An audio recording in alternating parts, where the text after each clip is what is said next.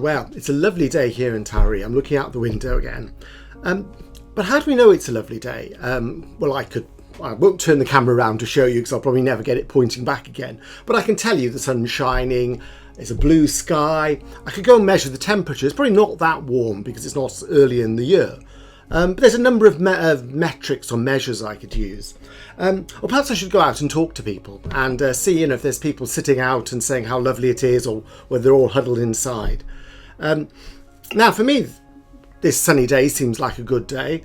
But last week it was the Tyree Wave Classic, and there was people windsurfing.